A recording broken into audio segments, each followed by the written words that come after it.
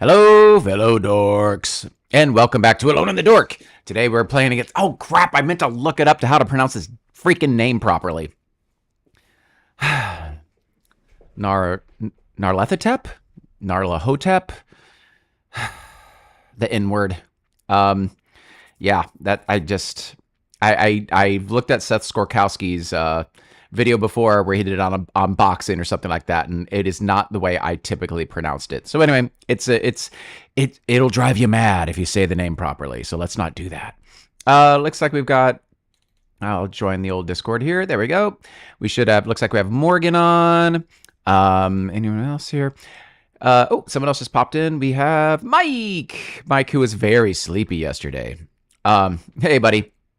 Oh, there's Lone Spelunker. So it looks like it's our trio here.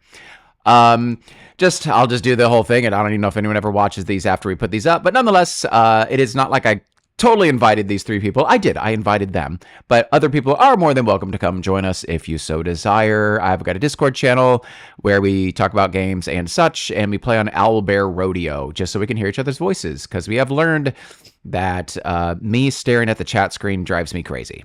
So there we go. How you feeling, Mike? You feeling better?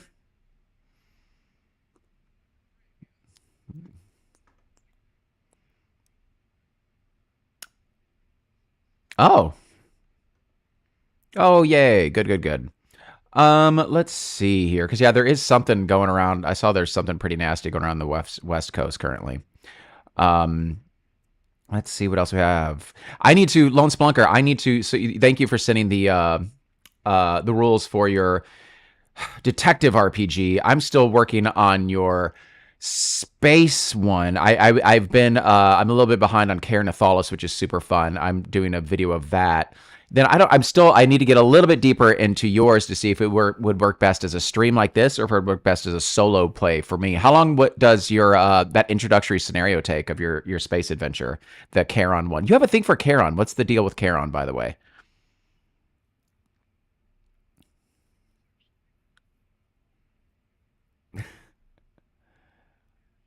How funny.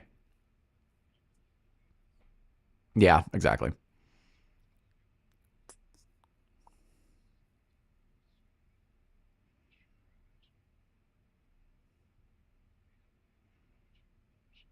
Yeah.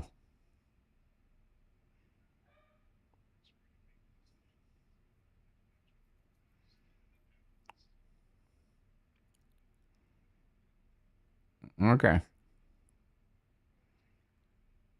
Oh, so it's okay. So it's a pretty decent introductory scenario. So but it's my point being, like, something like Skull Island that would take a very long time to do on a stream. But, like, so this is like manageable in like a session or two. Okay. Yeah. Cool.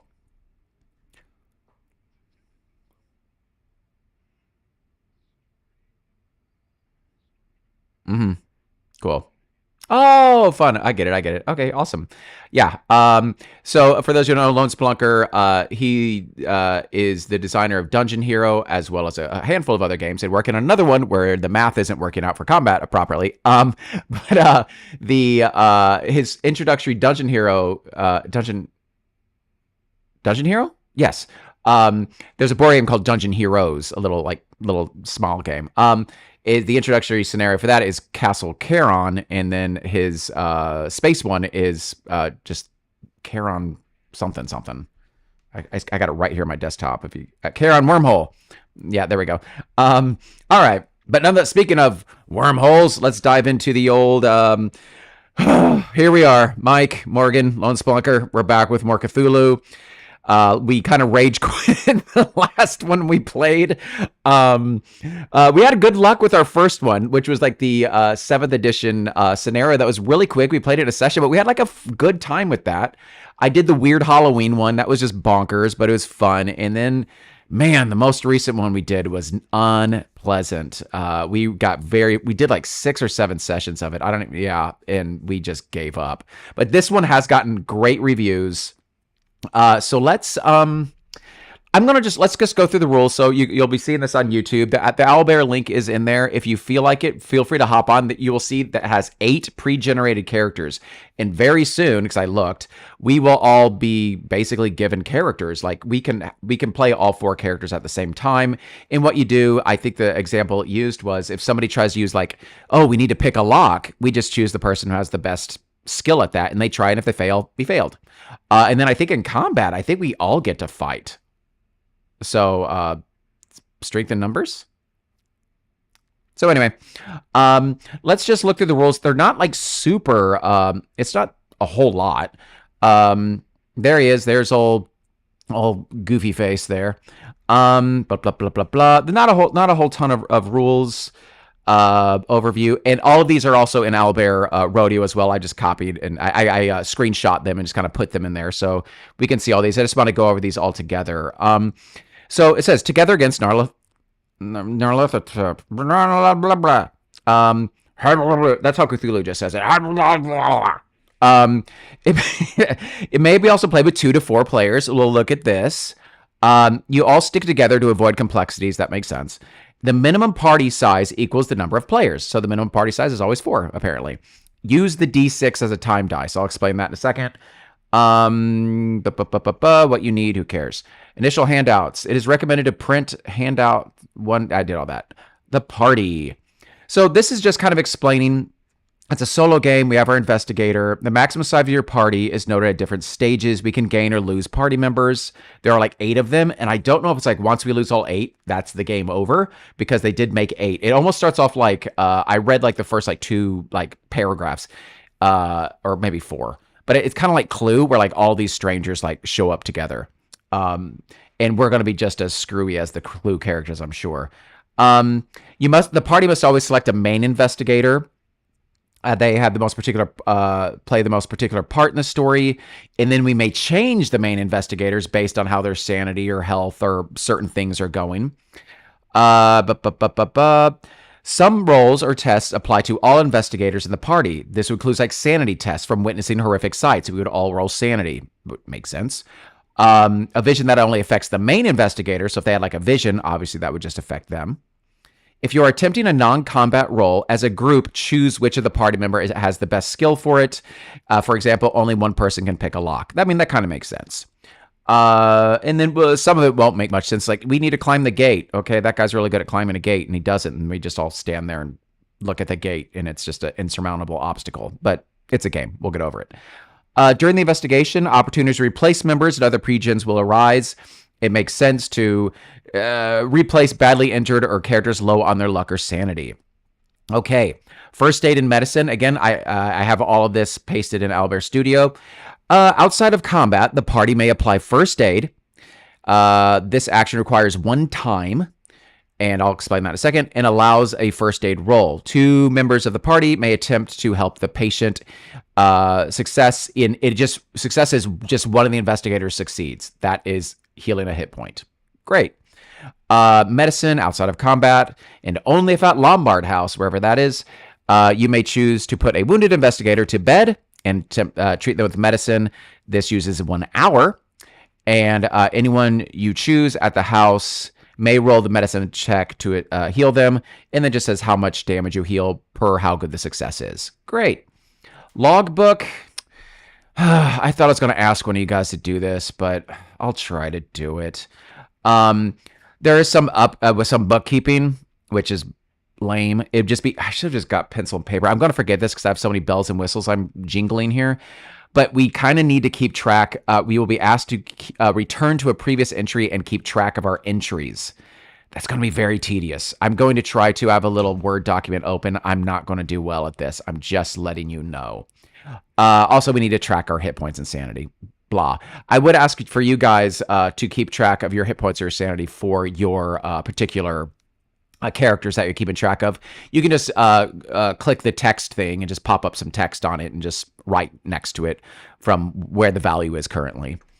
Timekeeping, this paragraph, I can make it make more sense, but basically because we are a party, we're going to be using a D6 instead of a D8. And I'll show you now, but this will be very confusing to you, but once you see the actual thing, you're like, oh, okay, I get that.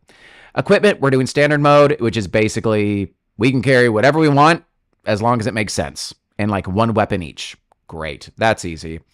I think this is like basically the second to last thing here. Maps. There are coordinates for certain maps, and you just read it in the order of red, white, and blue. So red is the map number, white is the X coordinate, which is across, and then blue is the up and down coordinate. So red, white, and blue. That's just a fun way to remember that. Maybe Avery has to click a button. What does that mean? Don't know what that means. Oh, to let you in? Are you not in? Oh, here we go. Lone Splunker. Gotcha. There we go. Sorry, guys. I was so like in it with my rules here. Sanity. We don't want to lose sanity. If you lose, if you lose 5 or more, you become temporarily insane, which isn't good. And then if you lose like a 10th, you're like really not happy about things. We'll deal with that when we get to it. And then luck. We've dealt with luck before. There is a pulp. I have played Pulp Cthulhu as well. There's a pulp rule. I'm down for this one as well. If you spend 35 luck, you can avoid all damage. Like, it's just one of those Deus Ex Machina things. It drains a lot of your luck, but you can spend 35 and, like, I don't know, say a deep spawn or something is lashing out at you, and all of a sudden, like, their nails get stuck in the ceiling or something like that. So that is just... Let's try to remember that rule as well, because we'll probably need it. That's basically it. The direct access list is basically, I think, kind of like what in the last one was. Like, it's just, we always have access to certain things or information, like for phones or whatever like that. And I think that's about it. Let's, let's go over the hints and tips. Swap your main investigator if injured or mentally unstable. Okay. Combat is dangerous. Okay. Building relationships with people can lead to assistance. Okay, these just seem like good life rules, honestly. Time management is important. Great. And then use luck. Yeah, we know all these things. And also, make sure each member of the party is armed. Sure.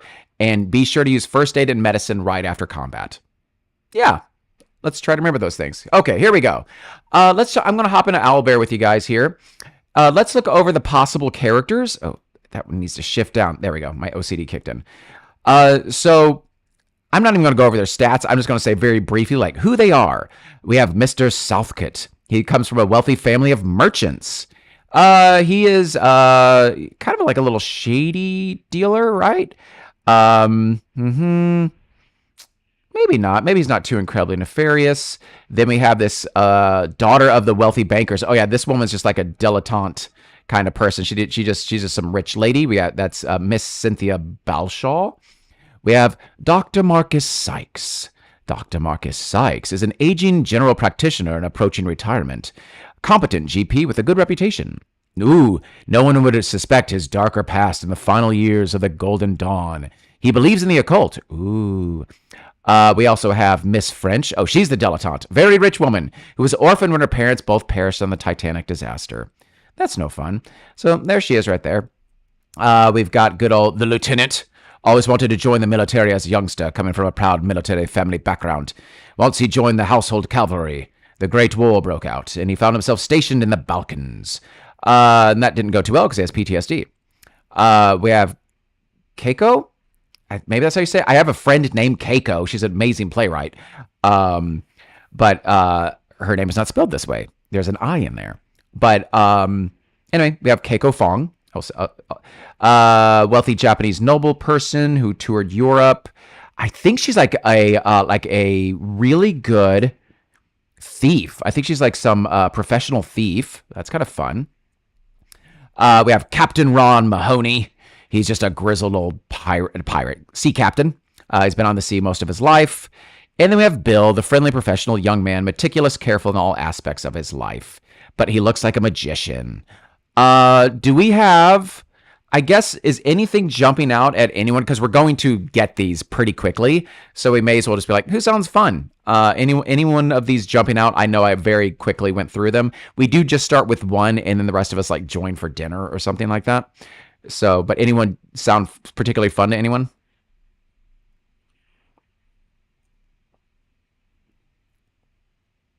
Like the doctor. The doctor was, which one was he? He was Dr. Marcus Sykes, the age, the aging practitioner. Okay, so let's read about him. He's a competent GP with a good reputation. No one would suspect his darker past in the final years of the Golden Dawn. He believes in the occult and is open-minded to parapsychology. Nor do any suspect his own addiction to his medicine cabinet. Oh, you picked a winner, Mike. The doctor is alert and logical from all the cocaine use, probably. While his paranoia is borderline and makes him less trusting of most, he is an active member of the Masonic Order and achieved the 15th level of order. He proudly wears a Masonic ring. Marcus knew Edward. So there's this character. He's like the inciting incident. There's this Edward person. From his time in 1914 working in the Royal Navy Intelligence. This guy's got a pretty interesting past. Assisting designing capital ship camouflage patterns. That's fun. He worked with Edward on tests involving his cutting-edge optics and paint schemes designed to fool the eye. All right, that's who Mike has. I'm just going to... You guys have access to text, right? Like you can click the little text button and write things, I'm hoping. Mike. Okay, cool. So I just gave you that one. So that is how I'm going to make you guys keep track of certain stats and stuff like that. If you hold down on my computer, if you hold down, I have a Mac. If you hold down Command, you can move the text around and it doesn't like snap to the grid. Any other character jumping out to anyone? The Edward character. Edward is, yes, he's here. I'll read the opening paragraph. I think he dies, and I think we're like invited to his estate kind of thing. So, a letter arrives from an affluent York solicitor's Gray and Gray, which I love because they have the American version of Gray and the English version of Gray as these solicitors. That's just fun. It's very Dickensian or something. Upon opening the letter, you find it informs you of the death of an old acquaintance, Edward Lombard. The news saddens you, as does any tragic news of people you have met in your lifetime. Sure. You have been named as a beneficiary in his last will and testament. In the gold-lined envelope is a first-class train ticket to attend the reading of the will at his country estate, Lombard House, Baskerville Hall. I'm doing Hound of the Baskervilles, and I say Baskerville Hall a whole lot in that play. And is located in the Yorkshire coastlines. So it's in the moors, but in the north. Several hours' journey from here. His funeral took place last week at the local church. You've not seen Edward for over a decade. He was never a close friend, so to be named as a beneficiary is a complete surprise. You have never met any of Edward's family before, nor any of his own friends, thinking about it. Although he was a friendly and decent chap, you never really knew much about him other than he owned an optics factory and was a keen astronomer. The letter stipulates that unless I've turned British if you haven't noticed. The letter stipulates that unless you attend the reading of the will on the evening of the 3rd of November 1925, you will not be eligible to receive anything from Edward's estate. That's an inconvenience, yet hopefully worth it. You hope. You arrange to be away from your vocation for a few days, pack a small suitcase, and bid your loved ones farewell, hoping to return shortly enriched by the lost will and testament of a forgotten friend. You set off on the first leg of your journey. And here we go. So that's the inciting incident. Edward's this dude. We all had like Mike's character, like they helped disguise ships for the Navy, it sounded like. So yeah, anyone jumping out at you guys?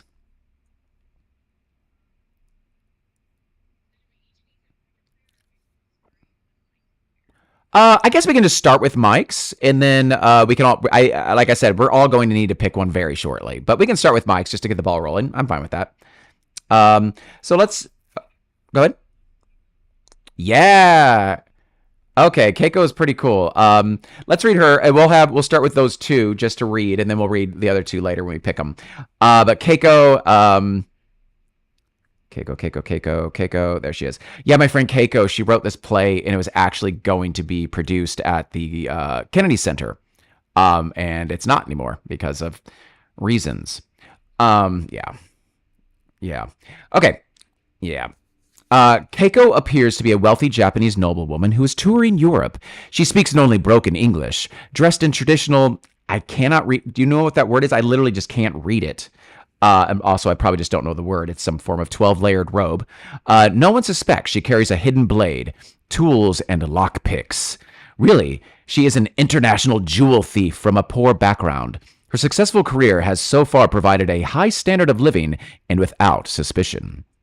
Other than one time in Budapest, when a passing Englishman gave her an alibi. Thinking about it, his name was Edward. She has no problem stealing from the super rich. She is brave and cunning, but pretends to be a coward and a weakling. However, funds are looking low, so this invite to inherit is exactly what Miss Fong needs. Maybe she can even claim more than her. Maybe she can even claim more than her share. Ooh. Again, this is kind of like Clue in some ways. It's like we got this like Miss Scarlet character and stuff like that. Clue is one of my favorite movies. Okay. Was anyone jumping out at you, Lone Splunker, or do you want to just wait till a little bit more? I'm happy just to assign it now. Oh, really? Okay, great. I think, okay, great. So, I know, right? So we've got, this is Morgan. And then we have the here he is, old Captain Ron Mahoney. Let's see what old Ronald, that's funny. Captain Ron. Wasn't that a movie in the 80s or 90s, Captain Ron? Right? Yeah. Yeah, I think so. Ronald was at sea from a young age, working as a cabin boy on steamers. He loved the life and spent most of it on the water. He made his way up to first mate in his 20s, and with his mastery of navigation eventually proved himself a worthy candidate for captain. He has captained trawlers, luggers, steamers, and even a cruiser over his long career. He once captained the Bark Lombard for the late Edward. A charter to France to bring back some form of relic in a crate. Ooh, what could that be? It paid well, and all went to plan. He saved enough pay to buy his own vessel, the Siren, HU 852, whatever that means. No longer does he have to deal with the unreasonable directors or owners. He gets to choose his jobs and make his own choices. However, that also means he has to pick up all the bills. Inheriting from Lombard could save a lot of recent money problems. All right, so this is Lone Spelunker. And I'm going to choose, I mean, do we metagame it or do we just be like, let's just choose who's most fun and we'll switch out if we need to. Okay, this first guy, he was wealthy family merchant. I think I'm going to go with we already have the general practitioner, right? That was the kind of Watson-esque guy. I'm going to go with the very last guy, the guy in the magician's cap, because I think he's just like a friendly dude. Bill is friendly and a professional young man, meticulous and careful in all aspects of his life. With a natural affinity to numbers, he found himself suited to a career in accounting. Quickly advancing in the firm, he accepted a posting to Egypt with the promise of full partnership upon his return. While there for 3 years, he toiled over ledgers, costing the archaeological digs of Lord... Oh boy, that's a hard word to read with such small font. Carnivorous, that's not what it is, but that's what I'm saying, including the King Tutankhamun's discovery. He was even a little hands-on and learned how to blast rocks with the site visitor. Oh, that's fun. Mr. Edward Lombard. Oh, so, okay, this Edward guy's done a lot in his life. Hopefully he lived a good, fruitful life. Upon his return to England, he never received the promised partnership that he'd hoped would bring financial security. However, after getting by, he hopes this invite as a beneficiary can alleviate all his woes and maybe enough to ask his girl's hand in marriage. Oh, Bill's gonna die. He just seems like the one, like, genuinely nice person. Okay, I'll be this guy. That sounds fun. Me. Okay, so let's get moving. All right. And we'll just start with my guy, but I think we're going to all pretty much be acquainted here much sooner than we think. You arrive at the grand old Victorian York railway station. Oh, it's York. This is York. York's weird. I'm not going to even try it. Aiming to make a connection to head to the northeast coast of England, the impressive, high-arched, curved interchange is a bustling hub of branching lines, main lines, and transport terminuses. Termini. Hundreds of people are on the many platforms and footbridges connecting them all. The atmosphere is full of steam and coal smoke from the perpetual rail traffic. It doesn't agree with your lungs. Glancing at one of the many large clocks suspended from the arches, you read 1:40 p.m. It has been a long journey already. Moving to a timetable on a notice board, you determine the train you require should be departing from platform 12 and 3/4 in 12 minutes. It's platform 8. Reaching the designated platform, you find the train has not arrived yet. So consider buying a snack from one of the many vendors lining the platform wall. Newspapers, bouquets of flowers, hot potatoes, pies, and drinks are available. Your attention is captured by a map behind them, showing you your intended route. I said we would go with mine. That may have been a bad idea, but I'm pretty sure you guys show up pretty quickly. Let's do a spot hidden. I won't roll it though. I'll have one of you guys roll it. Let's see what my spot hidden is, because I was the dummy who said this. I'm probably really bad at this. Spot hidden. 40. That's not too bad. I've got Morgan first in my, whatever you want to call this thing. So Morgan, you are first. Let's see what you got. You want a 40 or below. This is the percentile dice. You just want to get the number or below. And the D with a D100. So let's see what Morgan's got going here. 85. Okay, here we go, guys. Another failed Cthulhu mission for us. Actually, no, one of us survived the Halloween one. We ended up imprisoned. No, we kind of survived, but we ended up in prison for absolutely no good reason. Yeah, it was frustrating. Okay. Yeah, that was kind of dumb, I will admit. Okay, yeah. We were close that one time. It came down to a last roll when we were all tied up, and then the fire got us. That's how we work. And that's the best success we've had in these games. Okay, we failed. Lose one item of equipment. What? We just got pickpocketed. Damn pickpockets. The East Coast train arrives on platform 8. Many alight the train before you, along with handfuls of other board the carriage. I'm already doing a poor job of keeping track of what passages we've been to. Okay, lose one item of equipment. Maybe it is good we started with my character. Am I just lugging a shotgun around with me? If you want to, you can write down the passages we're in. We've done one, I think 14, and then we are on 25 currently. That's up to you. I'm trying to, but I'm not going to be able to do it well. We lost an item. Oh, hang on. Let's see what gear he has here. Here we go. Oh, I'm a Mason as well. Interesting. So I have an H.G. Wells novel. That's cute.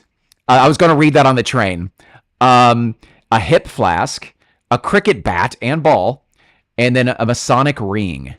What should my pickpocket take from me? Treasured possessions, his beloved cricket bat.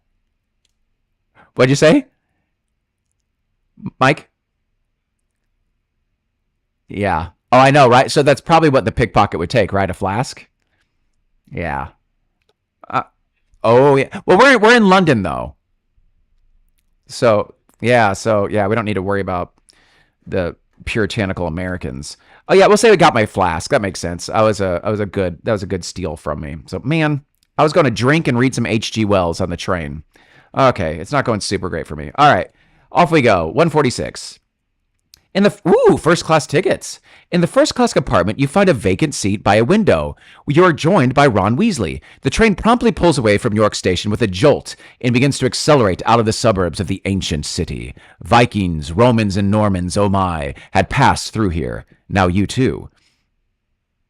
Bono sits by you. Sorry, gotta stop making puns and continue. The inspector, Lestrade, and Gadget opens a sliding door and asks to see everyone's ticket. You notice the 3 occupants produce their tickets from gold-lined envelopes. Here we go. Look, it's Harry Potter. We're all on our little train. You notice 3 other occupants produce their tickets from gold-lined envelopes, as you do as well. They must also be beneficiaries headed to Lombard House for the reading of late Edward's will. After the ticket inspector promptly leaves, you all start chatting and introduce yourselves. So let's have a little bit more fun with this. We don't need to full out role play here or whatever, but let's look at our characters and what do we have in common?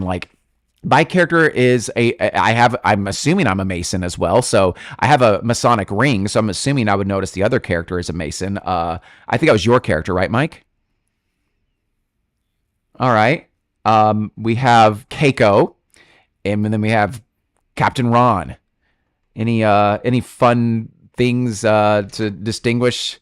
Like, what would they talk about? What are their? I mean, they talk about Edward and stuff. But what are some other any other fun topics of conversation you think they would have, guys?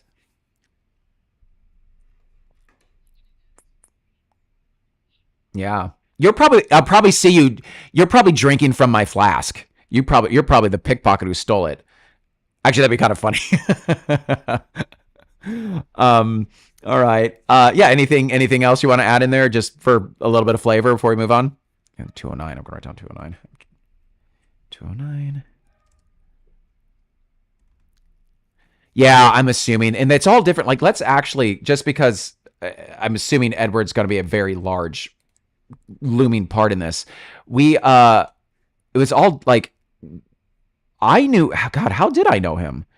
Oh, he was the blaster when I was working on the Tutankhamun discovery. He was helping like blast away the rocks and stuff like that of the pyramid. How did Lone Spelunker? How did he? How did you know him as the captain?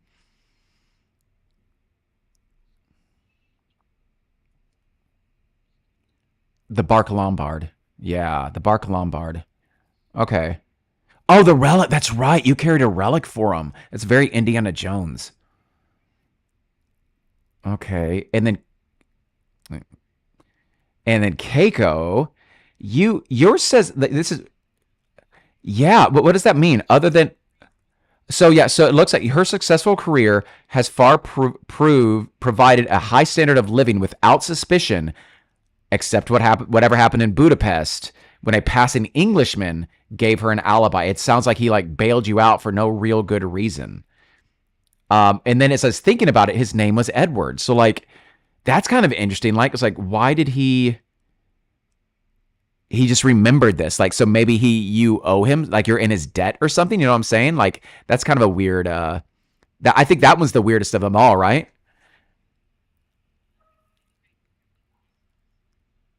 Yeah. Yeah. True. True. True. Yeah. And then Mike, what was your, uh,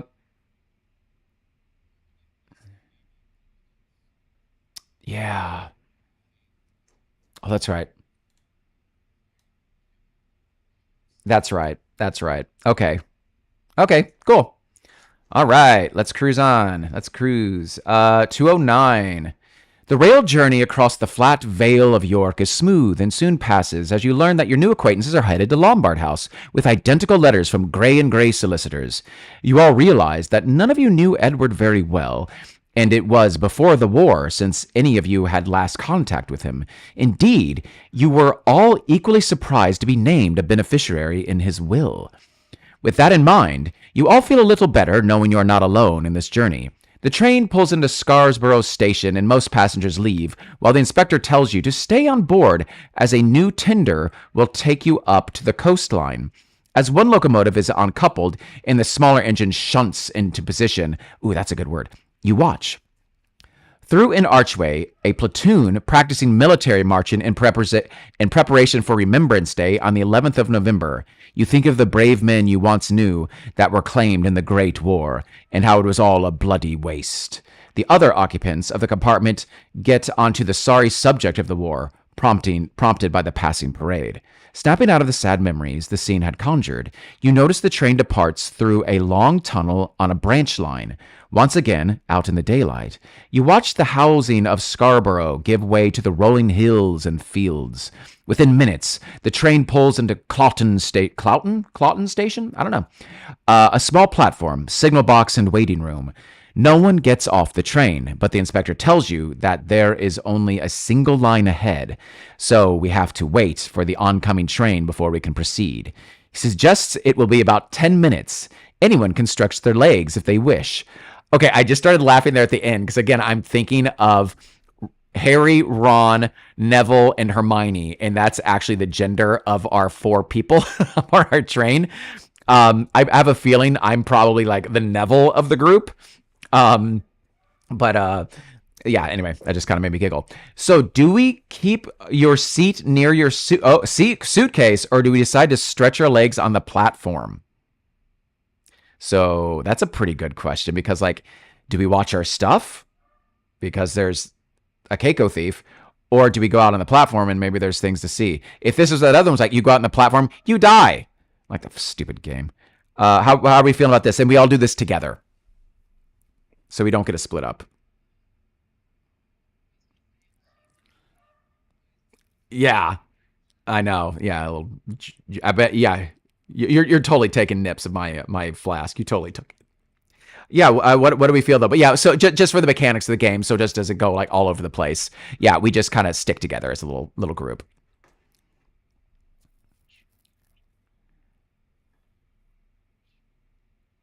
Well, he could take a shotgun with him, I guess.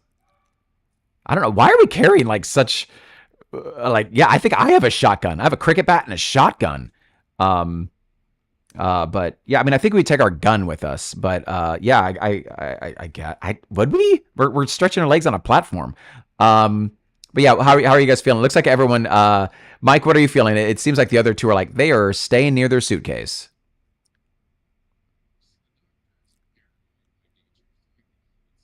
Okay, and then I will too because I'm just excited to have friends.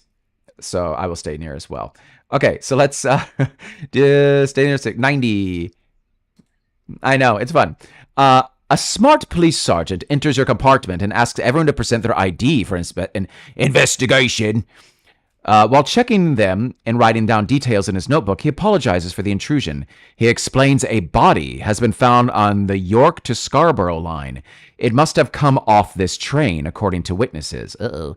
He further explains that no papers or wallet was found on the gentleman in question, and no doors were found to be open at the station. Ooh. Oh, this is very like Agatha Christie, Murder on the Orient Express. Therefore, foul play is suspected with a motive of theft. Um, uh, the show where I'm doing Hound of the Baskervilles is actually doing an Agatha Christie this time slot next year that I'm hopeful to get in. I digress. I know. Hopefully, he has a bushy mustache, and I'll get it. He further explains that it is most likely the perpetrator alighted the train at Scarborough. Let's read this again. Therefore, foul play is suspected with a motive of theft, Keiko. He further explains that it is most likely the perpetrator alighted the train at Scarborough Station and goes on to suggest no one in first class is under suspicion, okay? However, he has to take all details and pursue all avenues of investigation. He apologizes once more before leaving the compartment. It's okay. You all look at each other with surprise, but no one in this compartment has left it since departing York Station, so none of you are a murderer. That's good. In a way, you feel excited that your rather humdrum life has taken a twist for a few days and become an adventure of mystery. Oh, silly us. You watch as the police return to their car before the oncoming steam train whistles by the point change. The signal lifts, and you hear the guards whistle as the small tank engine pulls you slowly out of the station heading north. Okay, I'm just marking down 158. Wonder what would have happened when we went outside. Wonder if we would have seen something.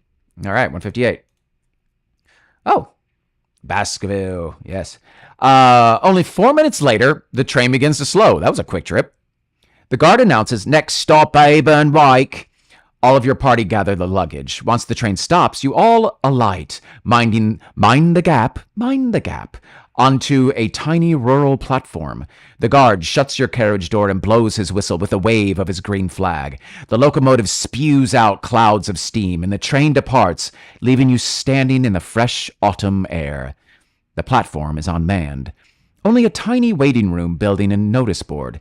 No staff are evident on the platform, but there is a clock and a timetable next to the shelter, detailing all of this year's trains, arrivals, and departures.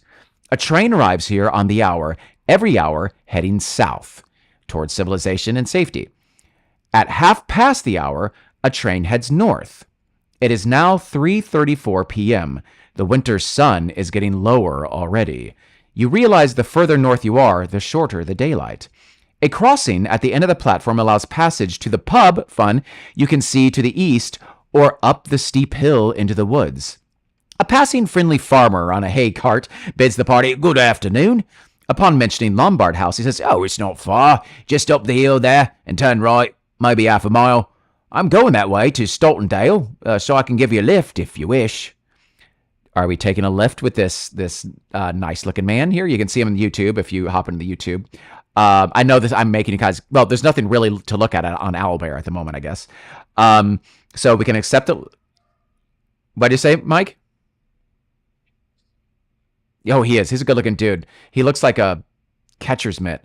Um, the if you accept the lift with the really hot catcher's mitt man, or we'd rather walk, or we could go to the pub. All not bad options. Well, how are we feeling, gang? Again, we're a little team now, so we go together. Oh, that's right. You don't need to go to the pub. Yeah, I probably just realized, like, where's my flask?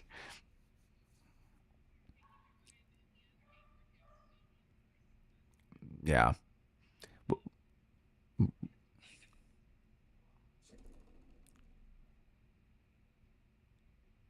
Yeah, that's true. But it'd be probably dark by the time when we leave the pub. But it says just half a mile up the hill. But again, darkness in Cthulhu, typically not the best time of day. There's never a good time of day in Lovecraft land. But what are we feeling?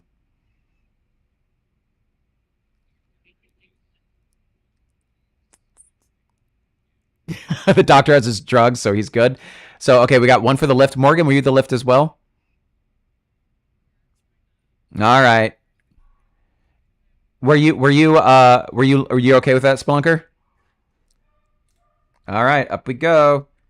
It's probably I say. Yep, I'm writing that down right now too. Thank you, Morgan, because I will probably lose this anyway, or I'll just start to forget. Okay, we take the lift. He's a nice guy, right? All right, let's find out. You decide to get a lift with he's jovial. Ooh, there's someone down at 195 that looks scary. Let's not look at him. I don't like that guy. He explains that he is one of Edward's tenant farmers, John Blake, and has lived here since birth. You think he is slightly drunk, and the smell of brandy on his breath backs up your theory. Ooh, we are good investigators. He admits that Mr. Lombard was always a fair landlord and charged less than the neighboring Lancastrian estate. No, oh, it's the Lancasters. What do you expect? No one in these parts had a bad word for the late Edward. He crosses himself. And what a shame he was taken before he was old. Oh, he died kind of young. I assumed he was kind of old with all he did with his life. His cart winds up this steep wooden road until reaching a plateau of farmland. There's a junction, sign posted left to Cloughton or right to Ravenscar. Ravenscar, that sounds creepy. He takes the right towards Ravenscar. Okay, just trying to remember where we're going here.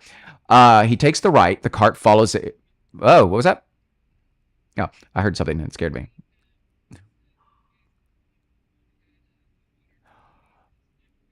Oh no! Oh no! I'm sorry. Um, the cart follows a very tall, grand stone wall on the left. On your right, you can see above the trees to the east, allowing a spectacular view along the coast and out to the sea. As you near Lombard House, he explains it is behind the tall stone walled grounds and hard to actually see from the road. He says he doesn't really like the place, as it gives him the creeps ever since he heard something crashing through the trees on his way home one bonfire night. Maybe it's good we took this ride. He further explains everyone local avoids the place at night, and some old uns say it's haunted. He winks. You think he said it for fun. He pulls the horse and cart up at the gateway to Lombard House, letting you clamber down. He then bids you farewell. Well, that was nice of him. He is probably the big bad, and we'll be back shortly. Okay, 300. All right, all right. Ooh, here we go. Got another spot hidden, but one of us can choose it. So everyone start looking at your spot hidden rolls. Passing through the large iron gate into the Lombard estate. Roll spot hidden 25%. What does that mean? Why does it have it? Okay, I'm going to keep going. Passing through the large iron gates into the Lombard estate, the house comes into view. Walking up the drive, you get a good look at the manor's frontage. The construction is a typical Tudor Revival style with whitewashed walls and black timber beams. It has 2 floors and wings with a central copper-clad turret green from... Oh, who wants to say that word for me? Anyone? Verdigris? Rothschild. Verdigris? I don't know. Who cares? Oh, it's turned copper. What is it when like copper turns green? That's basically what it is. Numerous leaded windows indicate there are many rooms. It is an impressive, well-maintained building. The garden looks managed, with lawns cut recently. A garage is to the right of Lombard House, with a small cottage visible behind. The manor is ringed by mature, deciduous woodlands set back from the grass. Dense black smoke drifts up from the chimney into the winter night sky. Now that the sun is almost set, good thing we did take that ride, it has started to drop in temperature, making you feel underdressed. You approach the fountain ringed by the driveway. It is a granite statue of Eros, fun, holding a bronze sphere outstretched towards the house. Interesting. Why is he holding a sphere? Water trickles from the top of the ball into the small pond surrounding him.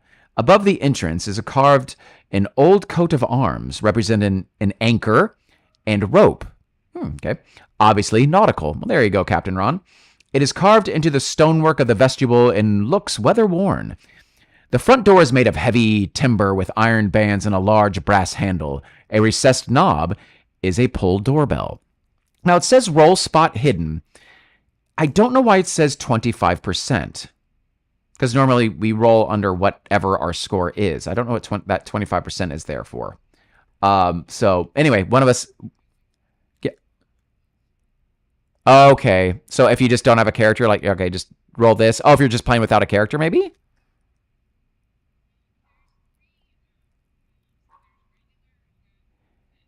Yeah, but that 25% would be a quarter, so it's not any of those. And it would tell us, it would be like normal, hard, or expert, or whatever it is. So yeah, that's not... I guess it's just a regular one. We'll just say it's a regular one. Who cares? Who has our best spot hidden? Anyone wanna able to? Whose is? Keiko's? Wow. Okay, let's see what else we got. Mike's is. Yeah. Yeah. Yeah. The thief makes sense that she would have a good spot hidden. I mean, that sound. I'm looking at my ding dongs. Yeah, it's 40. He's probably the worst. What was Lone Spelunker, the captain? His is. He probably is. Okay, it is you, Keiko. It's not all right. So Keiko, you're up. You want to roll a what were you, a 60? A 60 or below. 64. You can spend, if you want, you can spend 4 points of luck. I don't know if it's worth it at this point, but you could spend 4 points of your luck. You currently have 70 luck. Okay. I'm going to update your sheet for you. You're spending what, 4 points we said? All right, I'm trying to... There we go. So 4 minus 70 is 66. All right, I'm just going to move that right there. All right, there you go. There we go. Make that black. It's bugging me. Whatever. Okay, so we did oh, doo-doo face. Yo, let's see what Keiko's is. Sorry about that. No, I can just drag it over there. It's fine. Keiko's luck was 70 as well. Okay, so it's still 66. Great. Okay. Hooray. Okay, so we succeeded. Hooray. If success, go to 122. See, I'll try to write that down real quick. I know Morgan.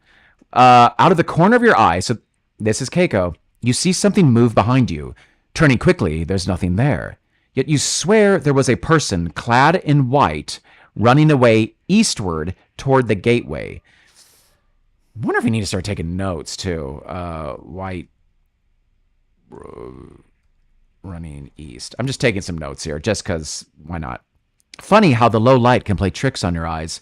It must have been the glare of the dusk or gap between the long shadows. Perhaps a moth in your eyeliner. Okay, that would make sense. That would be Keiko, because I don't know why the captain would have eyeliner, but maybe he's just progressive. Yet another in the party seems to be staring back down the drive. They confirmed that they thought they saw something there too, suggesting it was a woman with long flowing red hair.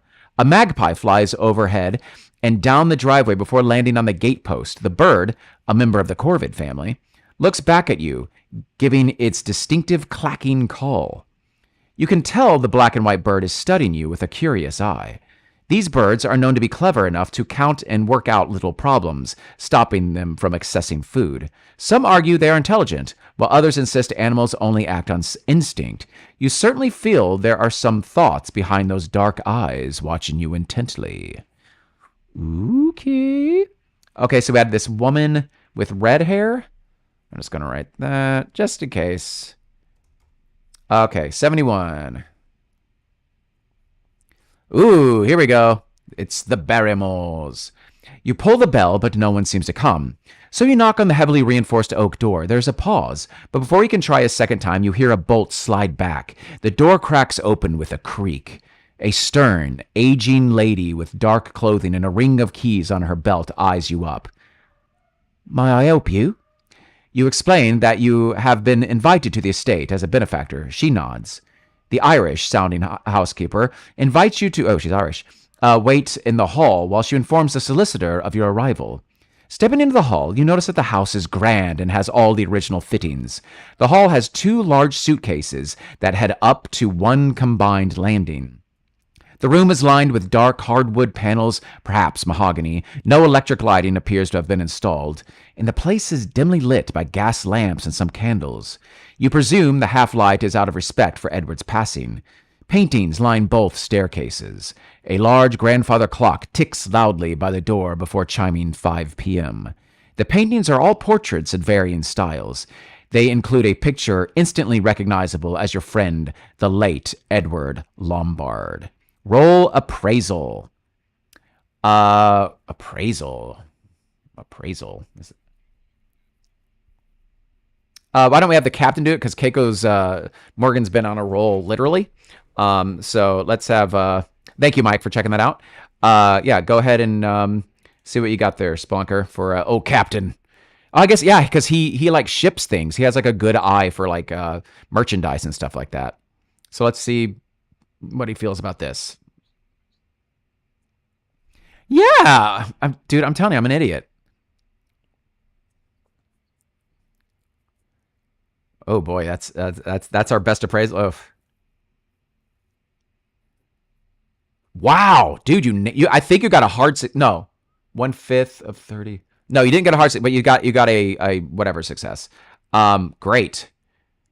So that is you got a hard success, not an extreme, but still it's the same. So 108. I'm gonna write that down real quick. Okay, go team. 108. Hang on, see if we got some pictures here. I guess that's the picture. My dumb face is blocking it. What do you say? Yeah, I know. Yeah, this is finally. You study the portraits as you wait and can see that they are of varying periods, with the oldest being that of an aging admiral. Judging by the style in his uniform, you think it is from the 1790s, Georgian. You realize the staircase is typical Georgian too. Thinking about it, your initial appraisal of the building being Tudor is probably wrong. It is more likely a Georgian house. Am I saying that right? Georgian? Design. Okay, thank you. Designed to have a retrospective style. You deduce this oldest painting of the seafarer is most likely the commissioner of the edifice.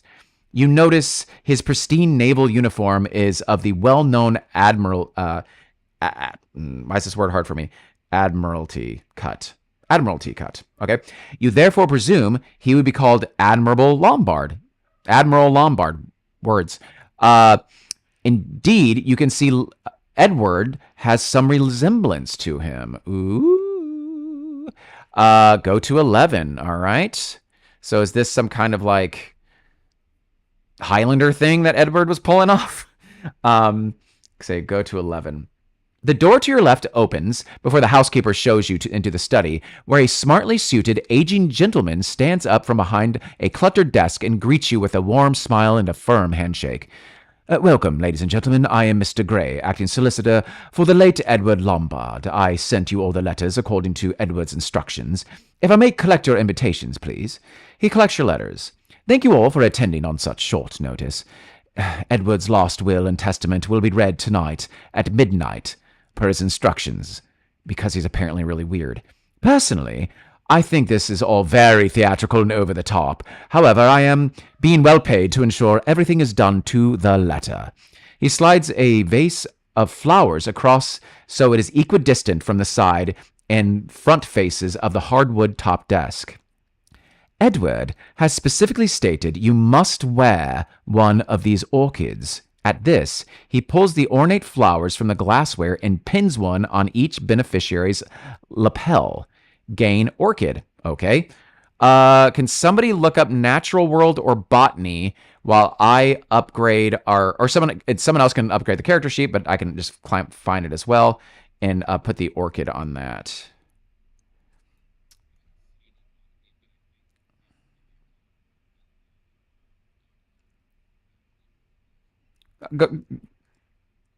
Go for it, Mike. I'm putting some. I'm just writing down in our luggage. I don't know where else to put this. I'm just writing down that we have these orchids. So go ahead and roll it, Mike.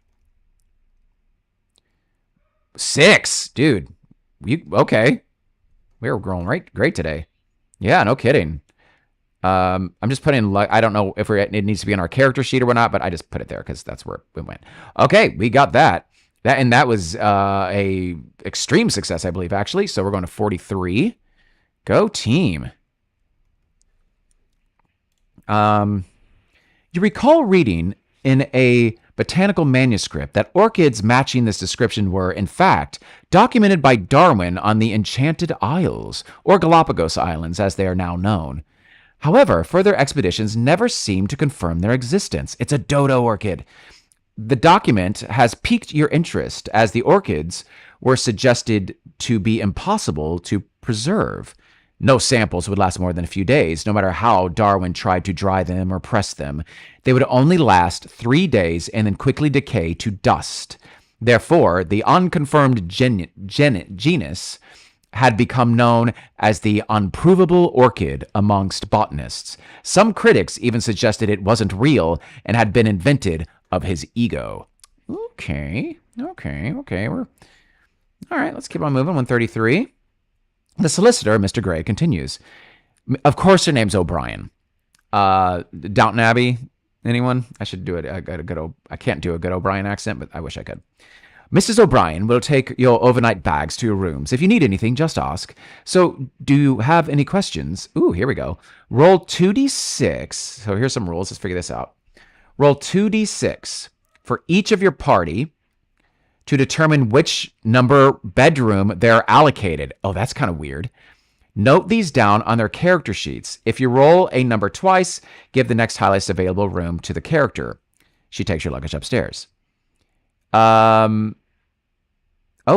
Well, let's we're rolling for whatever room we are. Roll 2d6 to see to determine which number room we get. So I guess that's just like if we roll a 5, that we're in room 5. If we roll a 4, we're in room 4. And it basically just said if you rolled the same number twice, like Keiko's not going to be put in the same room as the captain. So if they both rolled a 4, you would just take the 5 instead of the 4. So let's see what happens in our rooms. I'm going to roll first because I haven't rolled yet. Was it 2d6? Yeah. I'm in room 10. Okay. Ding dong. I don't remember my name. I'm just writing ding dong. Okay. Room 10. All right. Who's up next?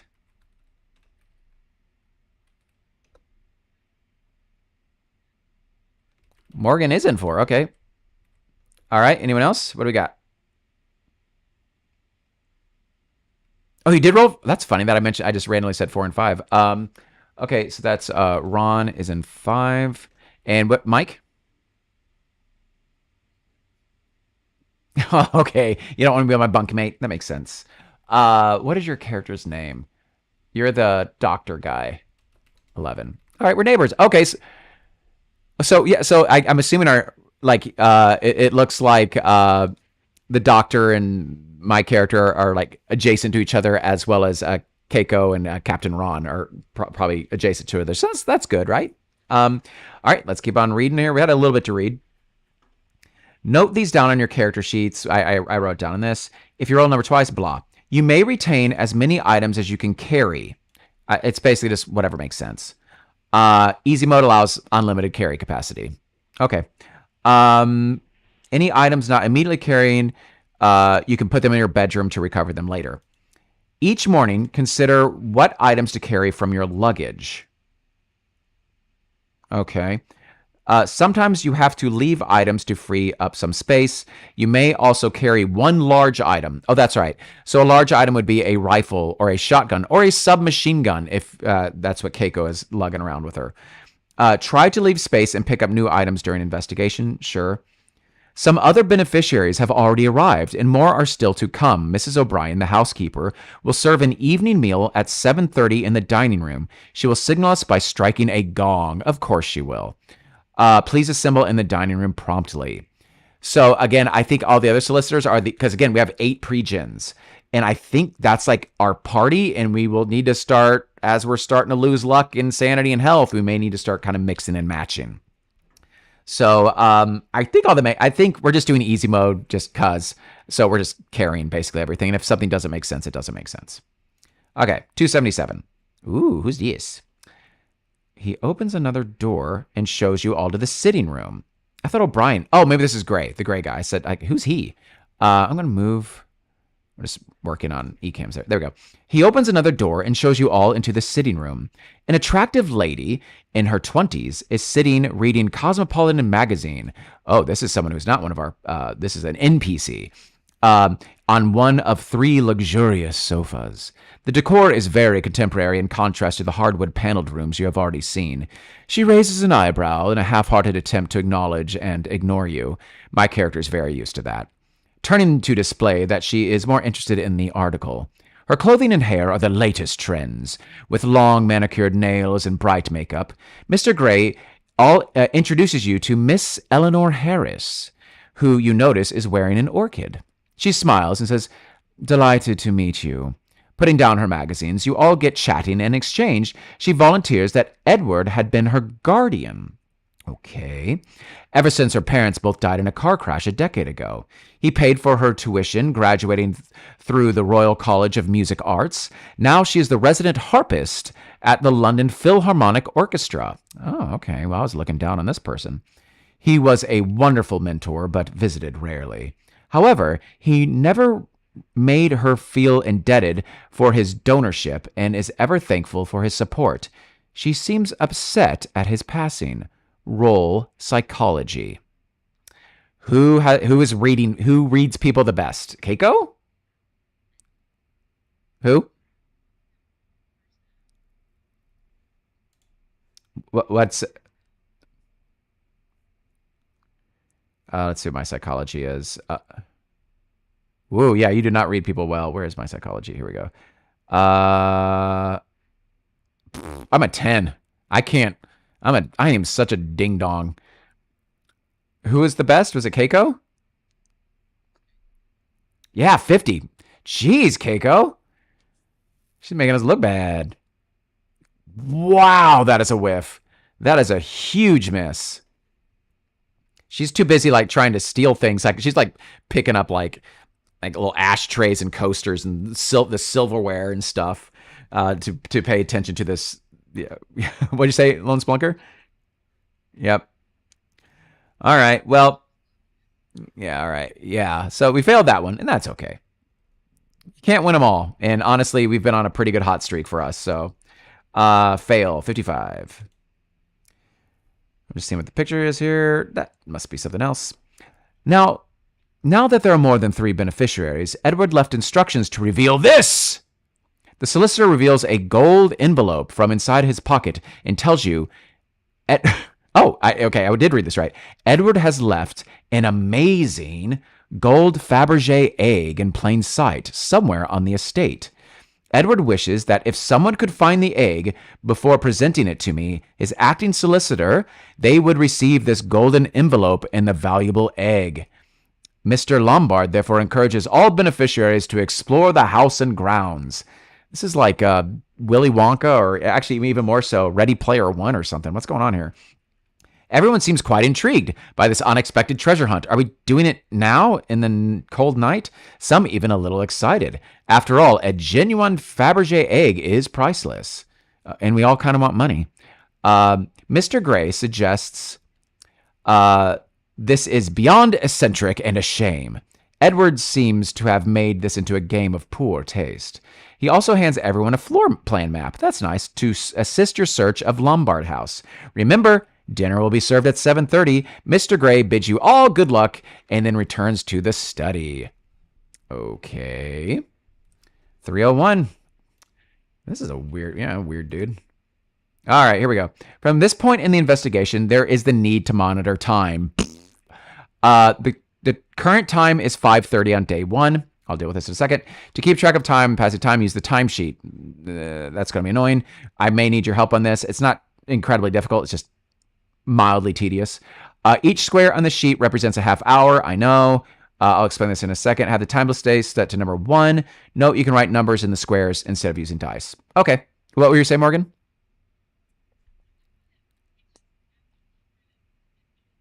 He's going to read it at midnight. We're waiting until midnight to get that.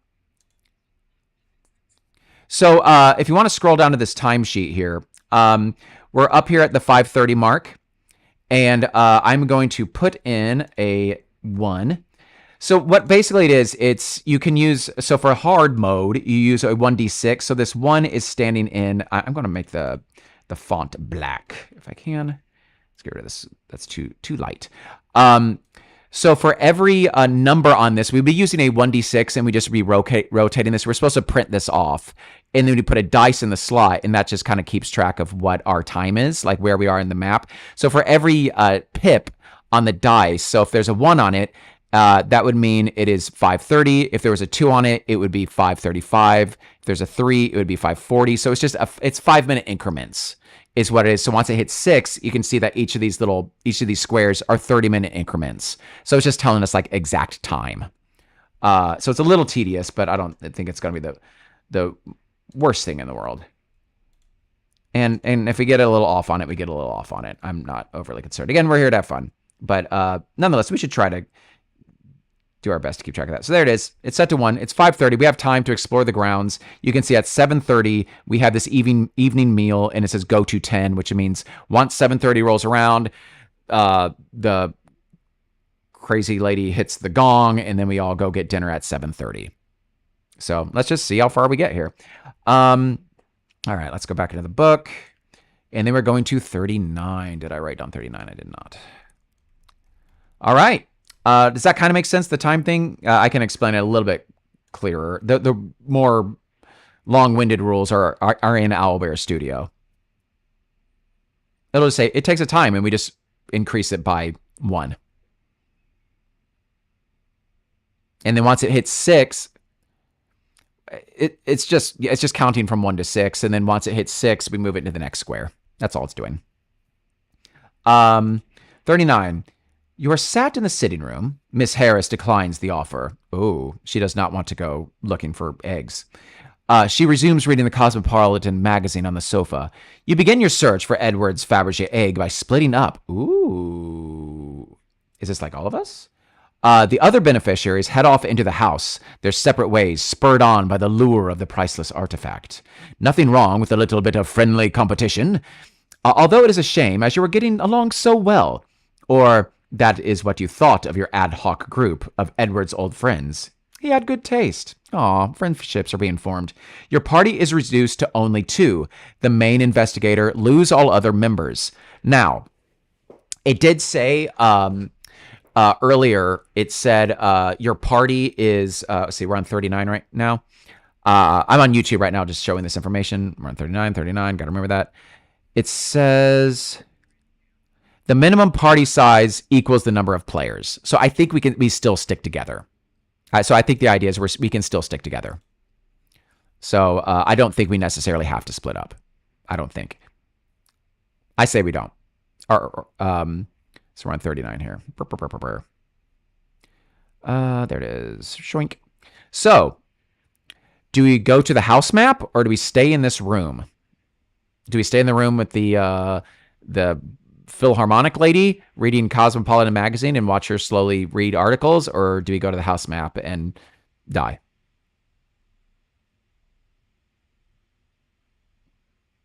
That's it. So the house map meaning, are we exploring the house or are we just staying in the room and not looking for this egg?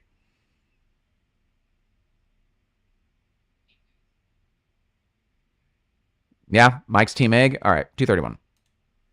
Woo! We got a big old map. Jeepers. I will copy and actually I can do it pretty quick with Owlbear. I may zoom out a smidge of this and then just put this in Owlbear Rodeo just so you guys have much easier access to it. So this is a map of the house house interior. Add this page to your direct access list. So we just have access of this house map, 0 time anywhere. Coming to this page takes 0 time. So again, this is like calling people in the previous one that we did. This is just a thing we can just access. 231, and then we just choose a location and go there. But just so we can see here's the bedrooms as well. We can see where our bedrooms are. Actually, 4 and 5 are nowhere near each other. And then, but 10 and 11 are though, so that's nice. I am going to very quickly pop this in Owlbear just so we have this map, so you guys have better access to it. I just got to see where on my mess here it went. Of my desktop it went. And let's throw you. We will make you a note. Whoa, it's large. All right, I'm just going to move it down below the timesheet for now. There it is. I can zoom. It's a little bit. There we go. Now we've got it. Yay. Let's see here. Well, is there anywhere we wanted to go? Coming to this page takes 0 time. Choose a location and turn to the page indicated. So, ooh, there's attics and stuff. There's an observatory. Now, remember, it said that he was really good at like optics. Is that what he was making which makes me think he saw something out in the stars he shouldn't have seen. Do we know how he died? We don't even know how he died, do we? Yeah, I don't think we do. Spooky. Okay. Is there anywhere where we want to go? We can go to our bedrooms. What'd you say? Lone Spunker? Oh. No, it's hidden.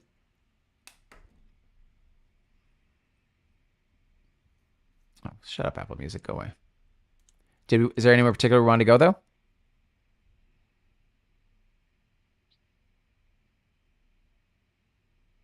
Oh, yeah.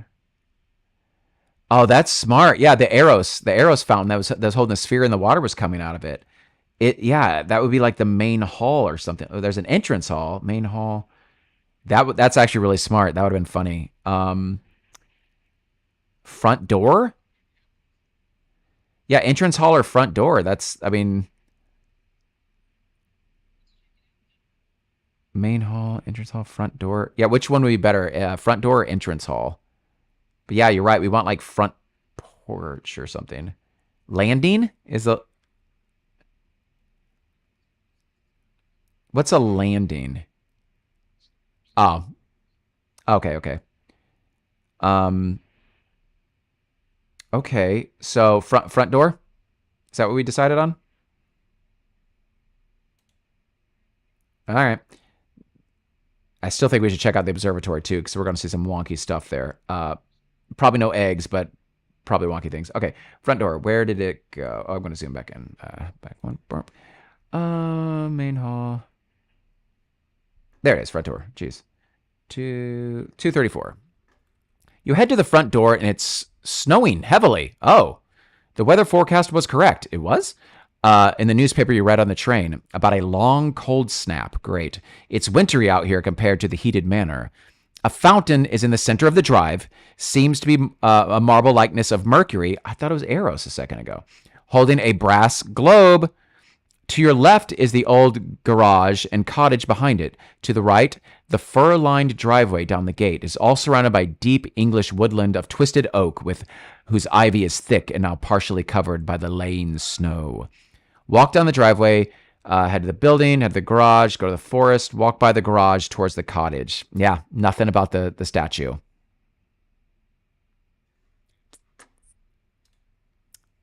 Maybe. Oh, maybe was it to your? Yeah, the weather forecast. It is winter out here. A fountain is in the center of the drive. Okay, maybe walk down the drive. I wonder if this is taking time. Maybe it took one time to get here. I don't know.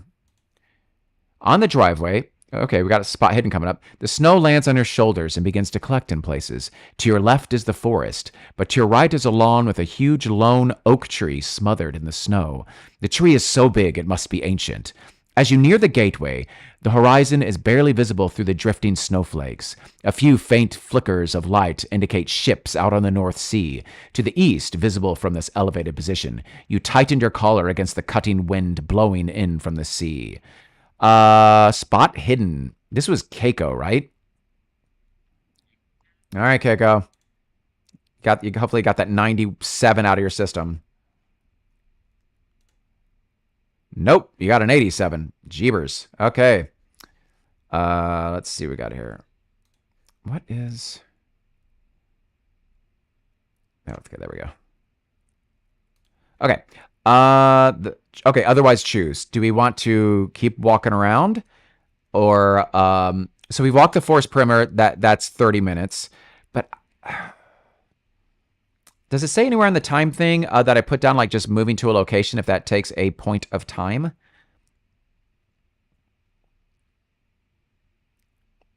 I feel like if we move to a new location, that maybe like takes. Well, what would it take? Oh yeah, because going to that page in particular, yeah, the map page. But I was curious if it took time just to because these increments are just 5 minutes. I don't know. There we go. There we go. That's what. Okay. So the time dice is at a 2 currently. Oh, it should be at a. It should be at a 3 actually. Yeah. Okay. So I think we're at a 3. Okay. Great. Thank you, Mike. Um. Okay. Do we want to wander around outside? I think the arrows was a very good idea, the sphere thing, but that doesn't seem to be. Check. It could be in the lone tree, the Whomping Willow. That thing, I don't know. That thing could animate and kill us though, or something. I'm kind of scared of the ancient tree. It could be there, but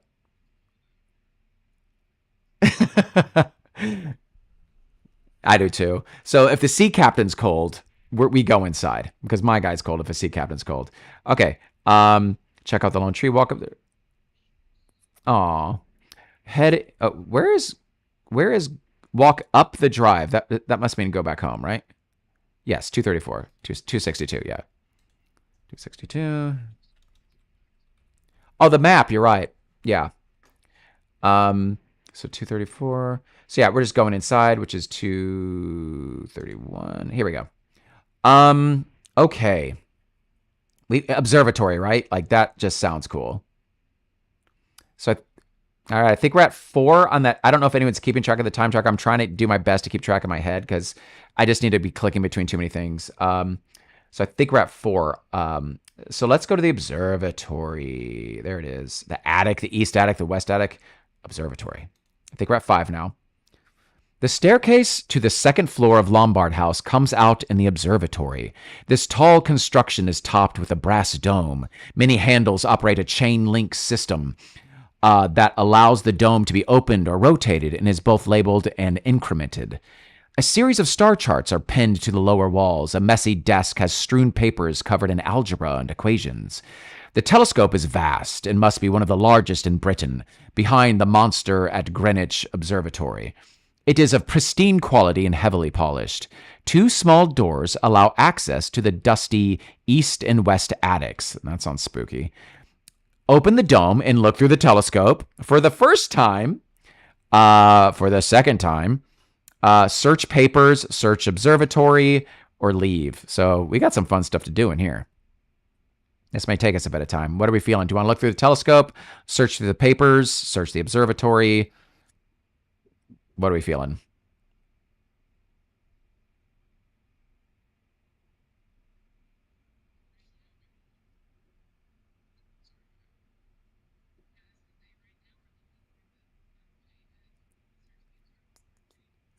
That's true. Yeah.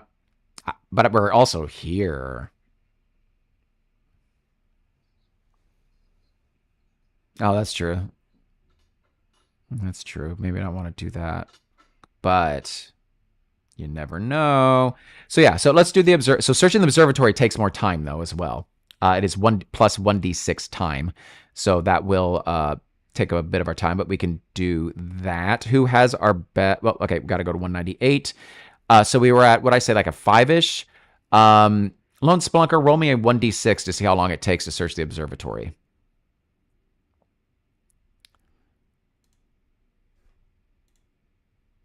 A 2, great. So that puts us over. We're now just at a 1 at, so it's like 6 o'clock now. So okay. And I may be off by 1, but I don't care that much. And let's see what we got here. Okay, so searching the observatory, 198. Whoa, what is this? The hell is this?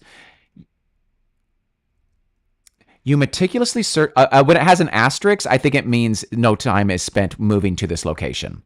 So if you see that asterisk right there. You meticulously search the observatory. Eventually, you notice this strange round clay tablet on the desk under some papers. It has markings and arrows that get your attention. Okay, history, astronomy, or archaeology? Everybody should look at their own character for that because that's a lot of things. History, astronomy, archaeology. Everyone look at your characters and let's see which one works the best for us. History, astronomy, archaeology.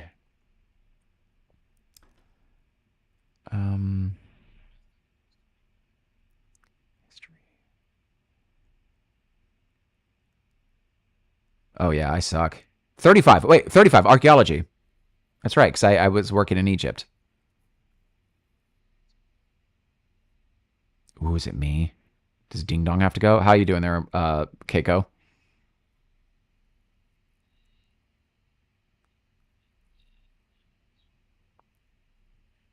This doesn't sound like Keiko's wheelhouse. Yeah. All right. So this is me. All right. This is Neville's time to shine. What is his name? William Boltwood. No, it's going to be Neville. Okay. So I have a history. What did I say? 35? That's right, because it's my archaeology. 35. Okay, here I go. Big bucks, big bucks, big bucks. Yep. Boo. Fail. Okay. Don't know what this is. Fail. Go to 63. Yeah. 63. Not 30 luck. That'd be like 30 points of luck. I don't know if I'm ready to spend that much. I rolled a 60 something, didn't I?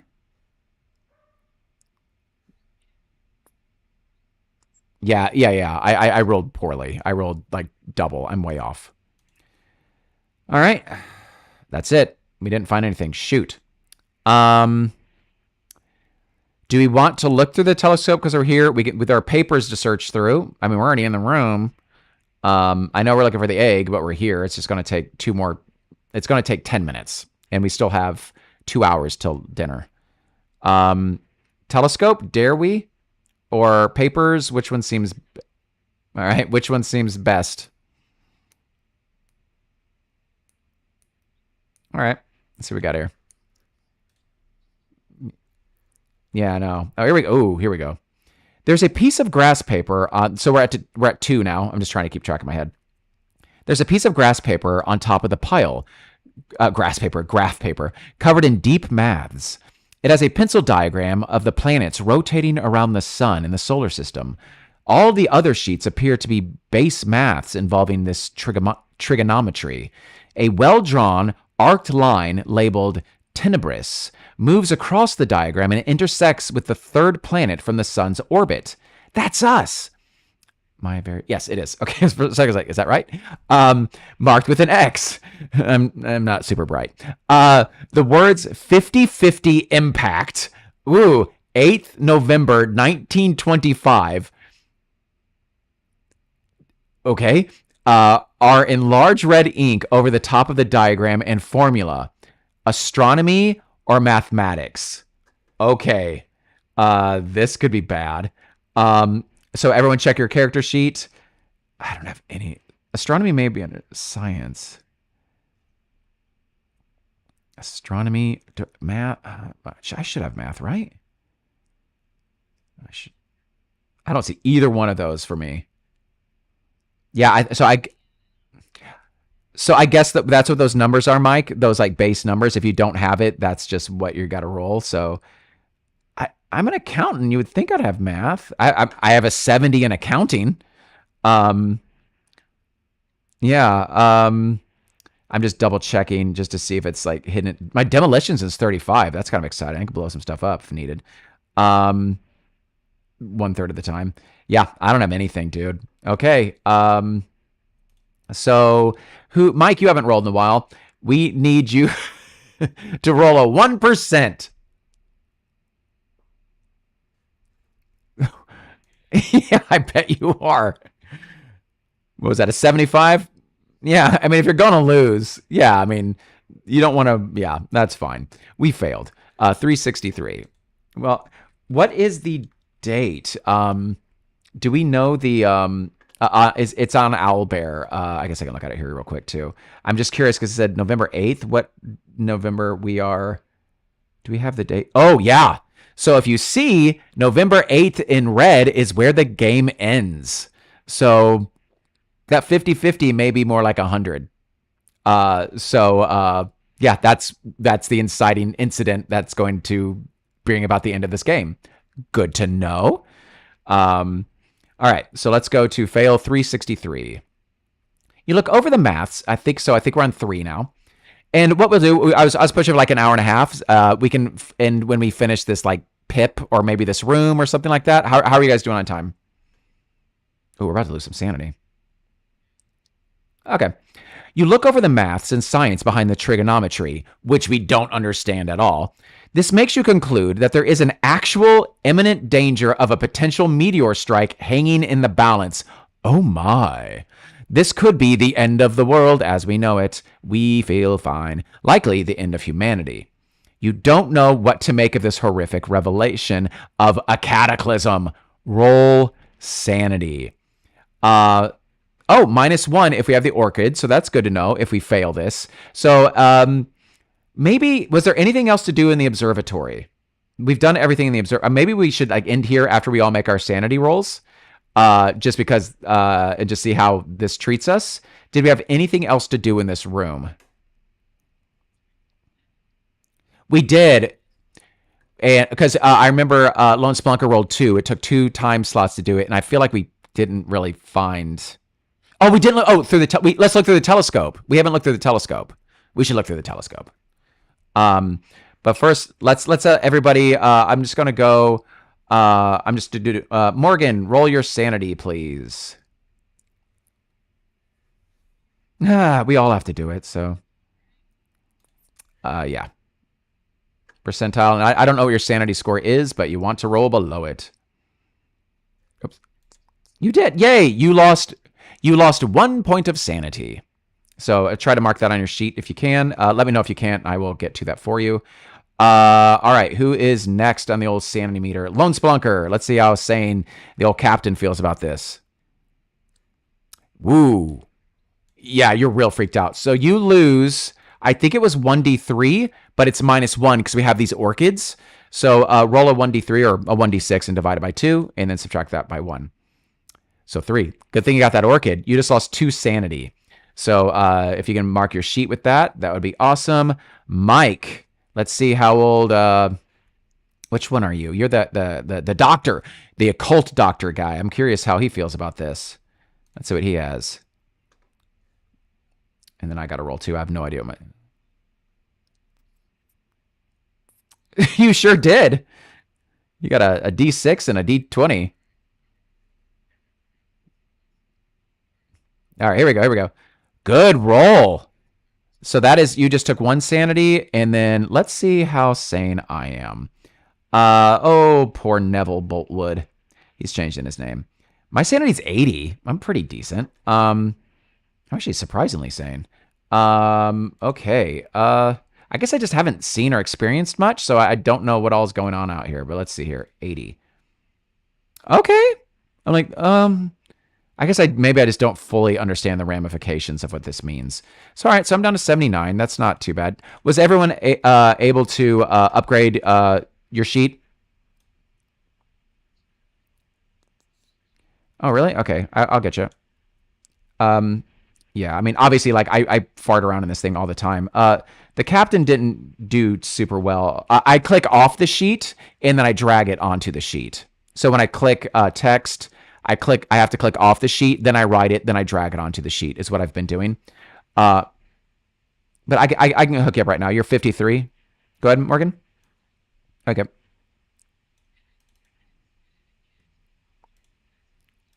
No, you can't alter the text itself. You just put it in the box beside it. Okay, great. Thank you. Let's look through the telescope. I think we're at 4 now. And then which let's just do that because we'll finish this room and that'll be a good place to end for the night. And I feel this one's been kind of it's fun having multiple characters, don't you think? I'm enjoying that.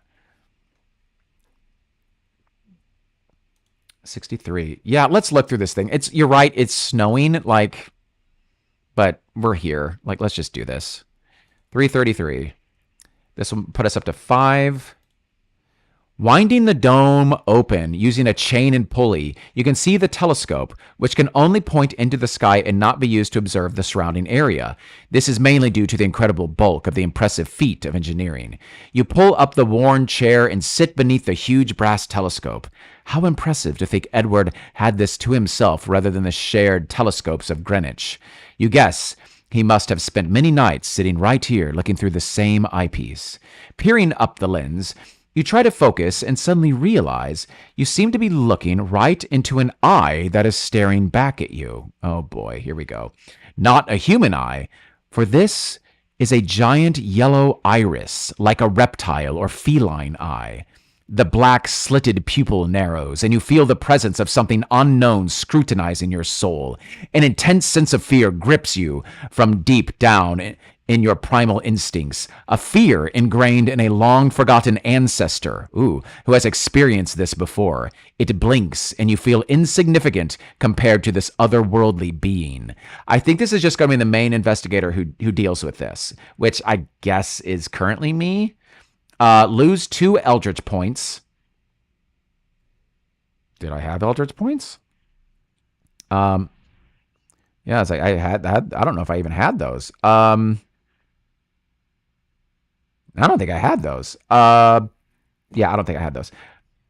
Yeah, yeah, I know. I don't. Yeah, no. Lose 2 Eldritch. I am wondering. Yeah, is it magic points? Because I bet I have 16 magic points. Yeah, you're right. It may have been that. It may just be like a funny little typo. I'm gonna mark me down to 14 because that probably is what happened. I think that's a good guesstimation there, Splunker. But yeah, so we'll say because I'm the main investigator, and we can always switch this around, like who the main investigator is. But I was also the one who was really keen to look through this telescope. So of course, Ding Dong Neville here looked through it. Okay, I'm pretty sane. I could lose 1d3 sanity, or if I fail, I lose 1d8. Okay, here we go. If I lose 5 plus sanity, then things get real bad and I become temporarily insane, which is kind of funny and be a great way to end this session. But I'm pretty sane. I think I'm 80. No, I'm 79 because I lost a point of sanity. All right, here we go. Come on, Neville. I think I spin the luck, right? I spin the luck here, right? It's 5 points. I'm not a lucky person. I only have 55 luck. How much luck do you guys have? Do you have? Oh, you're the same. Okay. I spin the luck. That knocks me down to 50, right? Are we all on board this, guys? That Neville doesn't go completely bananas. Okay. Jeez, ow. Here we go. All right. So, nonetheless, we just saw Nyarlathotep, whatever you say the name. Maybe by next time I'll have remembered to do this. Okay, success. Lose 1d3 sanity. -1 for Orchid. Okay. 1.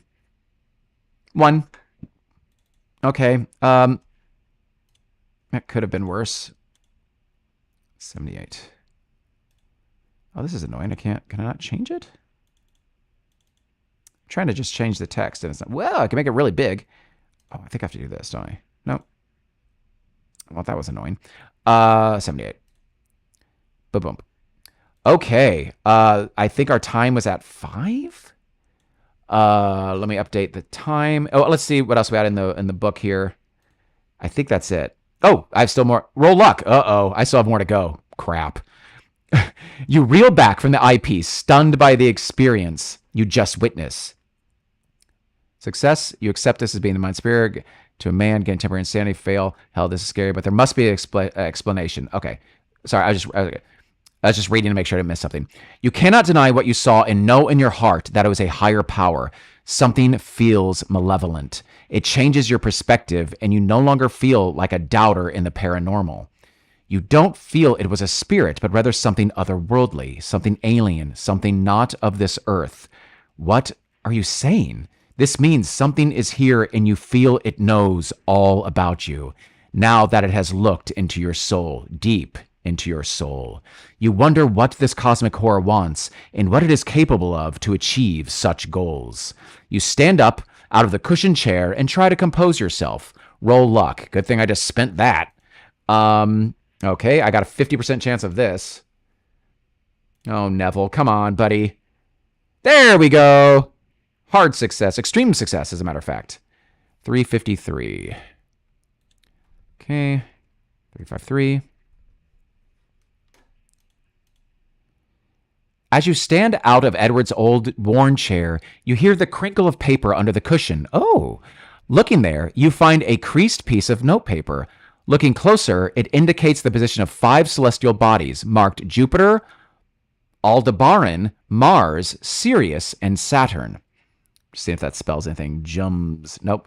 The calculation shows a date, presumably for the alignment. Here we go again. It is the 8th of November, 1925. Underneath the algebra is written, the stars are nearly right.